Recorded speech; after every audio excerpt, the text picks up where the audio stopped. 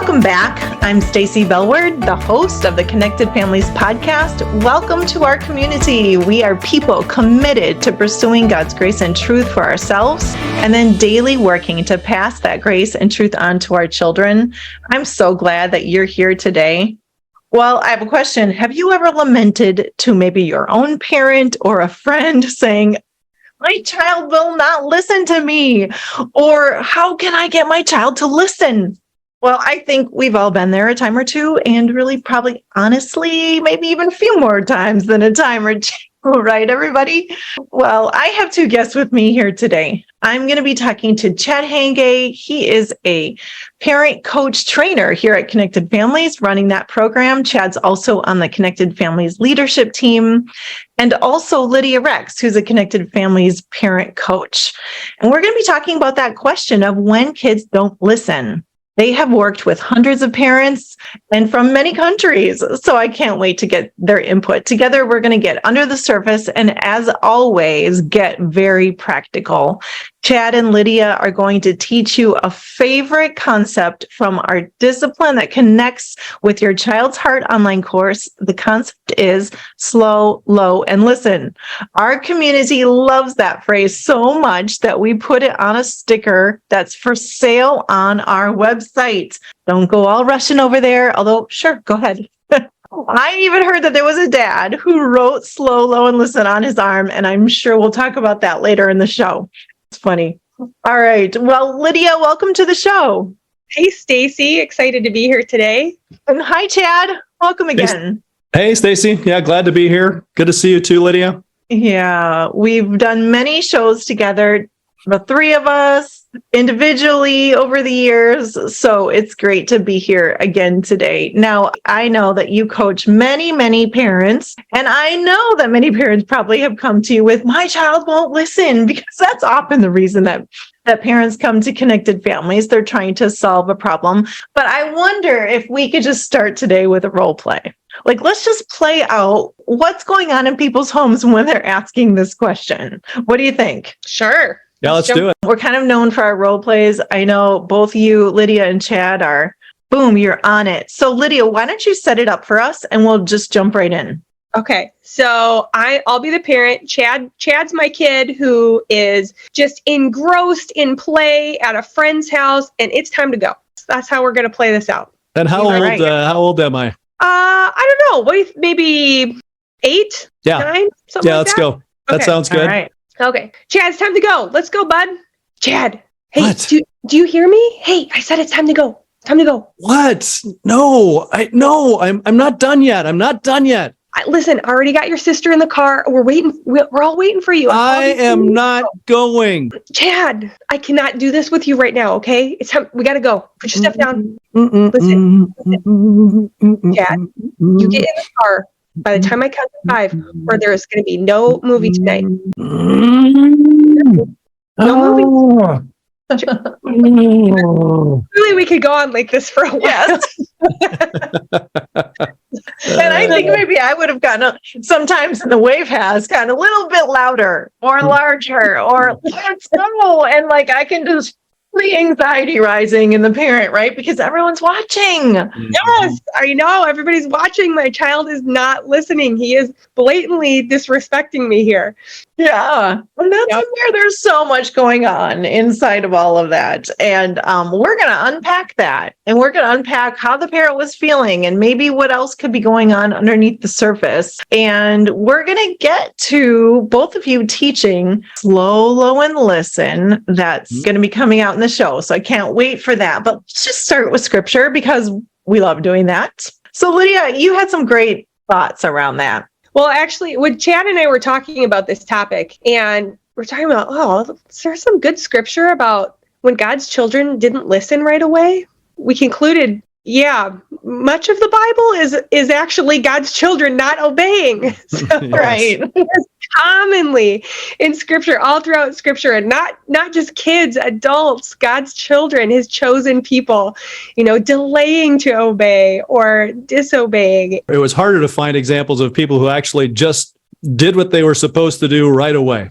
There are some, but there are far less than than the examples of people who didn't, who just ignored God or said maybe later or just flat out said no. That disobedience or that delay in obedience, it wasn't a roadblock to God teaching wisdom to his children in the long run. And so I think that's important for us to realize too, is that these problems that we're having with our kids, they are common to humans, and didn't stop God from being able to teach wisdom and values to his children. I think it was one of the most important pieces of my parenting is lamenting to God that my kids weren't listening or they weren't doing the things that they were supposed to be doing when I wanted them to do them. And just that little poke of the Holy Spirit's voice that it comes at very timely places in our lament at times where it just felt like the Lord is saying, yeah, I struggle with you on that as well. You know exactly what to do. I've told you, you understand it perfectly, right? To just do some of these basic things, and yet you don't do it. But you expect my mercy and my forgiveness and my faithfulness every day, and I give it to you. But you're having a hard time giving that very same thing to your own kids. That was a really important insight and conviction in my heart early as a parent. For sure. Such a good grounding for our topic today and this podcast. Let's move on to talk about your work with parents that come to you. Both of you are parent coaches. I said it in the intro, but you've met with loads and loads and loads of parents over the years. And I know they come to you saying, help, my kids will not listen to me. And there could be 1,000 reasons that are under the surface, including very literally like hearing issues that could be an issue. But why don't we get to just what are some of the underlying struggles when you hear parents coming in with that question? Chad, do you want to start? I think there's a variety of ways that this shows up. And so just even like, what are we even talking about? We're talking about listening. There's kind of ignoring. Sometimes there's the back talk. There's just the straight up refusal, like in the role play. Sometimes it comes with attitude, and that trips us up as parents too. Or it's like, what? Where did that come from? But I do think there are some things that we can consider here. When we give too many requests or demands, orders, whatever it might be at once, sometimes that can be a little bit overwhelming. I think for me, I'm in a hurry. I haven't planned well for getting out the door on time. And now my problem is now something I'm trying to make my kids' problem. And so it's like, come on, we need to go. And I just look at that and go, my kids are not on my timetable. They just aren't. And so sometimes I think it can be just a sinful response, right? Just like we can be sinful in our responses to the Lord. Sometimes our kids just don't want to do it. And we're caught kind of in that place of sin and missing the mark. Mm-hmm. Yeah, and I would add to that, especially with young kids, especially kiddos who maybe have some sensory things going on. If a child is overstimulated or understimulated in a sensory way, and there's some dysregulation going on in the brain, listening can be really tough in those moments. If a child has kind of been triggered into a fight or flight reaction, turning off the top part of their brain, the reasoning, thinking, learning part of their brain, and they're kind of in that survival mode part of their brain in the middle of a meltdown, it's really tough to physiologically listen in those moments as well. And that can be a big factor for a lot of families. So the struggle is real, and there are a lot of reasons. There's a lot of underlying issues that could be going on. And we talk a lot as we talk about the framework and just checking in even with the Lord, like, Lord, give me wisdom here. Help me to understand what's going on and how to pull that all apart. But, I kind of want to shift now to talking about the discipline that connects with your child's heart online course.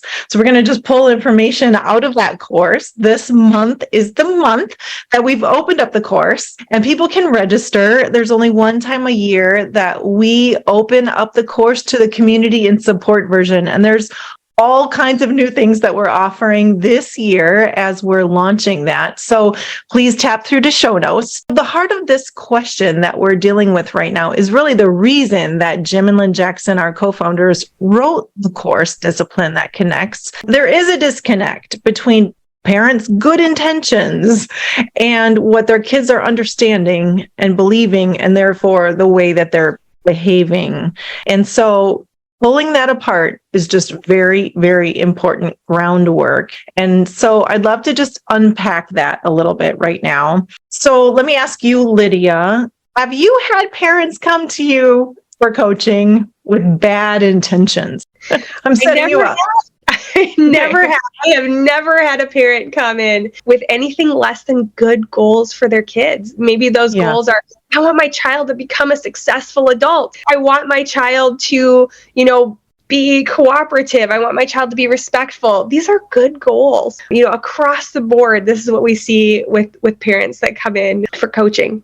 So, Chad, what is going on in homes then if there's such a big disconnection? They have good intentions, but things are crazy. Yeah, right. Yeah. And I think there's one primary that I think a lot of parents relate to when I'm coaching with them. And that is oftentimes parents are parenting out of a place of fear or anxiety, or they start kind of catastrophizing their child's future and they start playing it out 5 years, 10 years, 15 years from now. And they're thinking, if we don't get this thing under control pretty soon, how is this child ever going to have a job, right? Ever going to submit themselves to a boss who's going to ask them far less kindly than I just asked them to do some things? Like, how are they going to live in the world? And when parents think through that lens, they tend to become more controlling. Or it's like, well, now we're going to up the ante here. We're going to up the consequences. We're going to increase the pain so that you will stop doing those things. And that is, I think, oftentimes where parents find themselves at some level parenting from that place of fear or anxiety. Or I think sometimes resentment, we start thinking, especially with one child or two, maybe in particular, we're just like, we can't do anything without you complaining about it. Really? I mean, we're going to go and do this thing. And nope, if it's not good for you, it's not good for anyone. And you can feel the resentment that starts to show up there. And our kids understand the resentment we have or the attitude of our heart towards them without us ever saying anything. Right? It can just be my look, an exasperated, furrowed brow with it's all communicating towards our child. The last thing I would just say about maybe the disconnect here is that sometimes parents just don't feel like they have a plan. Like they don't know what else to do, but so they keep doing what they've always done, hoping to get some different result. We already know kind of where that path is going to take us. And that's what I love about the framework is it provides a path forward into thinking differently about scenarios like the one we're talking about today. If I can get control, things are going to be better. If I can just get control of this, then, or I'm going to get the goals that I'm after here. And that control is hard because then as we teach in the course, often as parents, we show up and we call it fast, large, and loud. Yes. And that just rolls everything into this cycle of me versus you coming against you, which it comes back to that question that parents ask, my child won't listen. Yeah. And part of that is because the pattern is the me versus you, and I'm just going to struggle against that. And so that pattern is difficult. Why is it difficult, Lydia, as it relates to a child's identity? Yeah, well, the way that we discipline our kids helps them answer that profound life question, who am I? And so when I'm coming in fast, large, and loud, if you think back through that role play that we did, Chad, come on, we got to go. You're embarrassing me. It's time to go. I'm sending Chad the message, you're a problem. Hey, your sister's already in the car. I'm waiting on you. I told you, you're slow. You're not responsible. I'm teaching Chad a lot of things about who he is by the way I'm interacting with him in that moment. And it's so easy to slip into that as a well-intentioned parent with good goals. It's so easy to slip into sending those messages that really build unhelpful identity with our kids. This is so good. You guys, the things that we're talking about right now are literally right out of the Discipline That Connects with Your Child's Heart online course, session 1. It's all there. We're going to go to a break and I'm going to talk more about the course and all the new things that we're offering, the specials that are going on. So after the break, we're going to come back and we're going to unpack the opposite of fast, large, and loud, because we're all about tools and we're all about making this really practical for you parents so that you can use it and you can implement it today and tomorrow. And over time, you can really see the change that you want in your families. So we'll be back in just a minute. Hey friends, I'm here to talk about discipline that connects with your child's heart and all the new stuff because registration is open now. As parents, do you sometimes feel overwhelmed, stuck, hopeless, angry, and not as connected to your child as you really want to be? Well, you are not alone. Parenting is a nonstop responsibility, and you're right in the middle of it. Kids do get disrespectful and unreasonable, disobedient. For parents, it's all too easy to respond by getting fast, large, and loud, just like we talked about in today's podcast. Well, discipline that connects with your child's heart is a different sort of Christian parenting course. At the end of the course, you will have practical strategies for when emotions are strong to build wisdom and responsibility in your kids. Strategies that are anchored in God's Word and informed by research and brain science. Do you want to hear what's new for this year? Can't wait to tell you. We're rolling it out right now. Here they are. Number 1, soul care videos for your heart, parents. Second, audio-only options. You still get all the video content, but now you can go for a walk or sit in the car and listen. That was requested by previous people who took the course. The third thing is questions and answers. You're going to still get all your questions answered by our team. And this is new and kind of big. We're going to have limited spots open for guided check-in groups. These are live 30-minute peer groups guided by a Connected Family staff person. The groups will be all about focus is fertilizer, which means celebrating the wins and encouraging each other in the application of the material. Really, that brings faster change. These groups are built around the brain science of growth. The spots are going to fill up really quick, so if that interests you, go tap through to our website. Be sure to grab them fast. Register soon for that. Okay, well, if you register this week, you get free stuff mailed to your house. I'm excited about that, but don't wait too long because next week, that is going to be all over. So if you've been listening to this podcast and struggling with parenting, this is your next step. Tap on the show notes. Find all the information about discipline that connects and register today. Don't miss out. We only open the full course one time a year. By the end of Discipline That Connects with your child's heart, you will have confidence in your parenting that you did not know was possible. Go and register today. All right, we're back after the break, and as promised, we are going to move from fast, large, and loud to slow, low, and listen. We talked about the fast, large, and loud pattern and how it really sets us up to be on opposite sides of the tennis court net. That's how I picture it in my mind. You're on opposite teams and you're competing against each other, and it's not a teamwork mentality when we're in those patterns. And the thing though is that as parents, sometimes we've heard parents say to us, fast, large, and loud works. It works. Like, I need to get my child in the car. Going back to the role play, Chad, what would you say to that parent?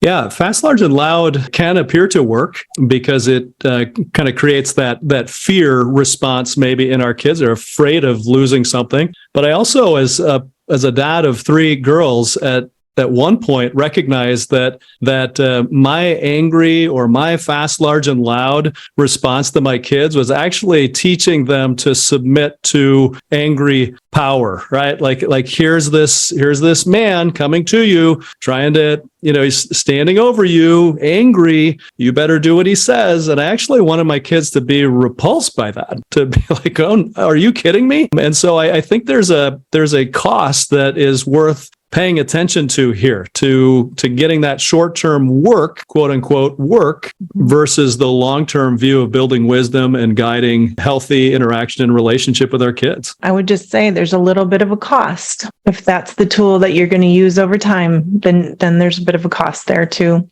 Yeah, and I get it. I get the impulse to do that because we're looking generally for quick results, or we might be parenting again out of fear, anxiety, embarrassment, whatever it might be. And so we just jump in and we grasp at those things. But at Connected Families, we're really wanting to guide parents to a different way and to look through a different lens. That's what it is, right? Because sometimes there's parents, I don't know how to do it different. That's what was modeled to me. And that's why we're here, aren't we? Like Connected Families, all of us. And we feel so passionate about our work. But there is another way. And guess what? For this, it's called Slow, Low, and Listen. And it's why literally tens of thousands, like loads, million maybe people have heard it and are incorporating it. And we want to talk about it today. So let's start unpacking the opposite of fast, large, and loud: slow, low, and listen. So Lydia, do you want to start off with the slow? Yeah. So we just start doing the opposite of fast, large, and loud. So just slowing down. And, when I teach slow, low, and listen to parents, I tell them, this isn't just about doing the right thing that's going to help your child. This is also about you stepping into what God has for you as a parent and receiving, God's presence right with you in this tough moment with your child. So slowing down, unless somebody is actively getting injured, take a step back, take a couple breaths, send up a quick prayer, do those things to slow you down. And we have so many creative ideas that you'll hear taught in the course. Some people's slow, low, listen looks different than others. Mine might be, closing my eyes and breathing for a minute. Another mom's slowing down might be to make yourself walk a lap around the house or do some jumping jacks. So lots of different ways that slow can look. And then low is just getting on our child's level, getting close to them instead of yelling from across the house, going over to where they are, putting a hand on the shoulder, getting on their level, engaging with them where they're at. And then listen, we're talking about listening to our child and also listening to the Lord. What is the Lord whispering to you at this moment with your child? So slow, low, and listen is a way to engage with your child and also a way to be resourced by the Lord in those tough moments. Yeah, I really like that aspect of it. It's not a trick or a tip or a tool to manipulate behavior. And I think sometimes it's easy to hear these things and go, oh, so now so I take a couple breaths and then I'm going to get low. I'm going to sit down. Then I'm going to listen to what they're saying. Then I'm going to get that thing that I want. And again, I get that motivation. When I first started with Connected Families, that was just looking for ways to make my life easier. And so I think when we put the discipleship lens on, we put the modeling lens on, that changes how slow, low, and listen actually shows up in our parenting, that we're more peaceful, that we're calmer, that we're able to receive God's grace and truth for us so that then we can pass that along to our kids. And so this is a way that we've framed it up. But here the heart behind it as well is this is discipleship. This is about us getting in tune with God and then letting that flow from there as well. That is so good. There's so much more in the course. And as Lydia said, lots and lots of resources around how to help myself calm as a parent and then even lead our kids into calm. That's a big part of it. But I would suggest we should do a role play. So why don't you two redo the role play that you did at the top of the show now with the teaching of slow, low, and listen. Sounds good. All right. Yeah. All right. It's good. As an 8-year-old, I am just going to try to respond to however Lydia comes in, right? So I don't really know how it's all going to go, but I just want to see if I can be responsive to your approach here. Yeah. So we'll start the role play. I've called Chad and nothing happened initially. Okay. So this is here's what happens next as we go through using that slow, low, listen. So I'm going to take a breath. I'm going to maybe say, Lord, what's the opportunity here? Help me to show up with your love and grace for my kiddo here. And then I'm going to go over to where Chad is. I'm going to put my hand on his shoulder and say, hey, bud, what you doing? What's going on in here? Just playing. Yeah, you have had such a fun time with your friend today, haven't you? Yeah, look what we've built. Ooh, yeah. What is it? What is this? Yeah, it's a house, and then I got some animals over here too, and I'm feeding the animals right now. Wow. I really like playing this. I want one of these. Yeah. You know what? Why don't I take a picture of it so you can remember just how you built this? Oh. We can show Dad that at dinner time too. Oh, yeah. Okay. You and your friend have been having such a great time. You've been such good friends to each other today. You've been building these really cool things. And now what do you think it's time to do now? I don't want to go. Yeah, I know. Wouldn't it be fun if you could just stay and play and play and play? Yeah. I want to stay and play. Hey, I'm going to take a picture of your Lego creation. Is there anything you need to finish up here in a minute or so you'll be ready to go? Yeah. I just need to build one more thing. It's right here. Okay. All right. You finish that up. I'll take the picture, and then you ready to head out to the car with me? I suppose. Yeah, I know it's tough. But we'll plan another play date soon. I'm proud of you for it. Just When can we have another play date? Why don't I go talk to your friend's mom while you finish this up, and then I'll meet you in the kitchen. We can talk about the plan. Okay. All right. See you in a minute, bud.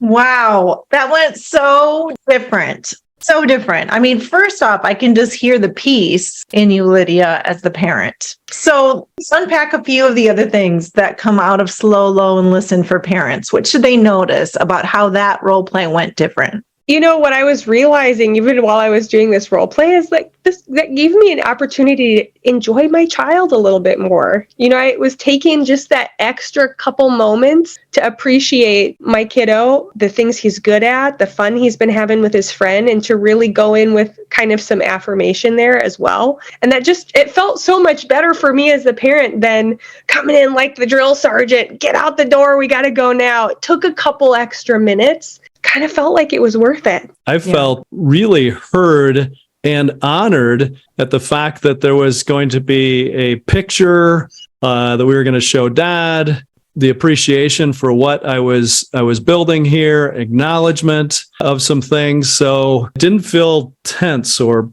pressure. I didn't get a sense that the demand was there, and the only thing I could do to resist the demand is to just go no, But this one felt, like, oh, I'm being invited into cooperating here, and I'm being heard, and we're going to make another plan. I got heard by hey, well, when's the next play date? Okay, yeah, let's do another one of those. And, Lydia could have just shut it down and said, well, we'll figure it out later. Right. But it's like, oh no, let me see if I can figure that out right now so there's a lot of honoring going on in that role play for an 8-year-old. Yeah, for sure. So the slow, you went to your child talking slower. The whole thing was slowed down and not rushed. You were peaceful in your own heart before you went into that. This is all audio. If it was real, I'm sure you would have been kneeling down eye level with him. And that's the idea around low. And just getting eye level and really working to connect and then listening. And everyone heard that through the role play. You were asking questions and then listening to his response and entering in so that he knew you were right there with him. And that's slow, low, and listen, everyone. And thanks for doing that role play and demonstrating just exactly what that can look like. Earlier, Stacy, the dad that wrote down slow, low, and listen on his hand, going through coaching. And he's like, I really want to remember that. So he wrote it down, slow, low, and listen on his hand, because he's fast, large, and loud. And that report that I got that one of his kids was doing something over in the other room, and he caught his attention, and he was kind of stomping across the floor, and the child who is most likely to be the one in trouble, frankly, yells from the other room, "Dad, look at your hand!" Right? So he looks at his hand, where he sees slow, low, and listen. He's like, oh yeah, right? And it calmed him down. He remembered. So I really like that story. Like, it's intentionality for a parent that says, I really want to do this differently. I want to engage differently. And so that was one of the ways that he decided to do that. And with the assist and reminder from his son from the other room. But he was working on it. And he told him. Yeah. And he cared so much about showing up different that he even wrote it on his hand, and his son knew that. I love it.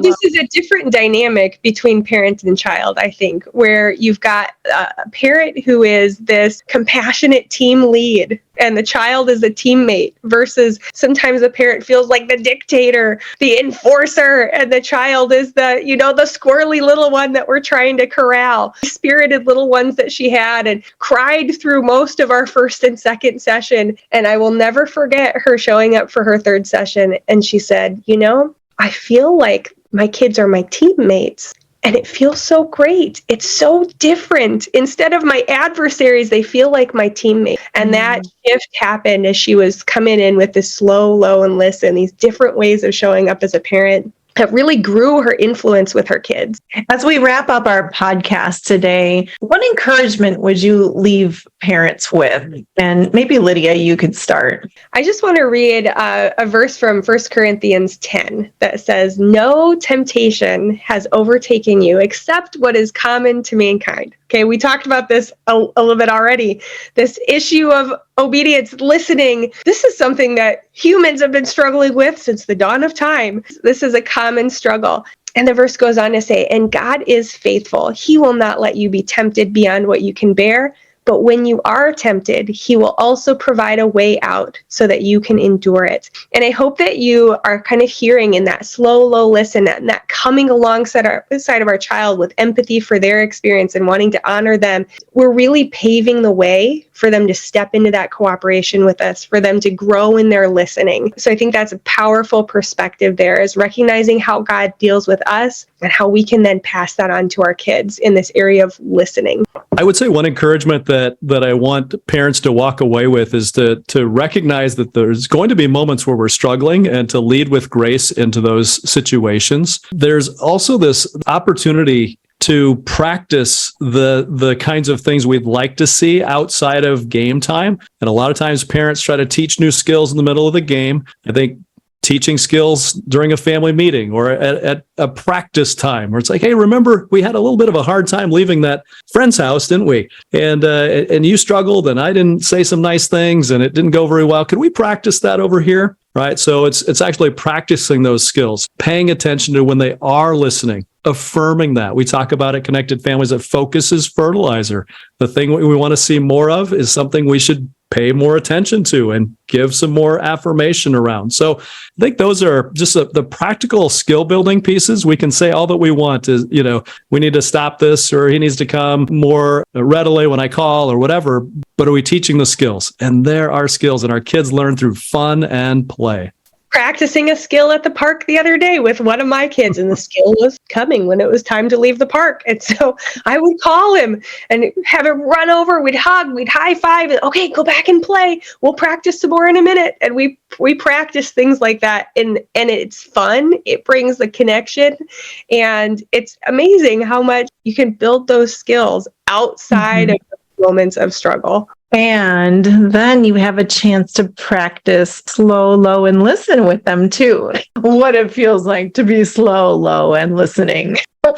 Well, Chad and Lydia, thanks for being on the podcast again with me today. It's a pleasure. Thanks, Stacy. Thanks for tuning in today, friends. Our Discipline That Connects with Your Child's Heart online course is open for registration right now. The community support version is only open one time a year. This is the time to register. Click to our show notes to see the free giveaways and all the new items that we rolled out this year. It's been really fun.